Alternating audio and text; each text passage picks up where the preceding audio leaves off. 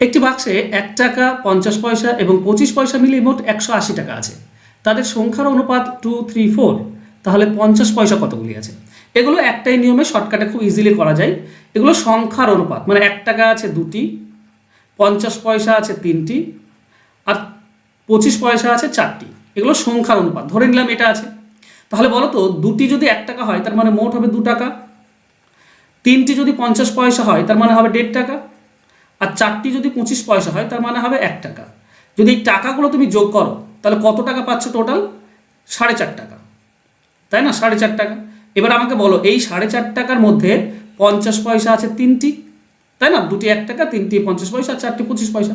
এই 4.5 টাকার মধ্যে তাহলে আমরা বলতে পারি 4.5 টাকার মধ্যে 50 পয়সা আছে 3টি, তাহলে 180 টাকার মধ্যে কত? বাস এইটুকু বের করলেই অ্যান্সার।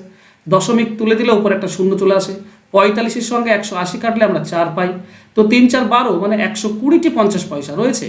অ্যান্সার হবে অপশন এ। এইভাবে করবে, সমস্ত অঙ্কের অ্যান্সার এই ছোট্ট একটা নিয়মে হয়ে যায়। আর এটা নিয়মটা হচ্ছে সব থেকে বেস্ট নিয়ম। আশা করছি বুঝতে পেরেছো। যদি বুঝে থাকো তো একটু লাইক করে দাও, আর যারা সাবস্ক্রাইব করেন চ্যানেলটিকে সাবস্ক্রাইব করে নাও। আর এগুলো ডিটেলস যদি জানতে চাও তাহলে অবশ্যই আমার YouTube channel matrix by Hasnat follow করো। ধন্যবাদ।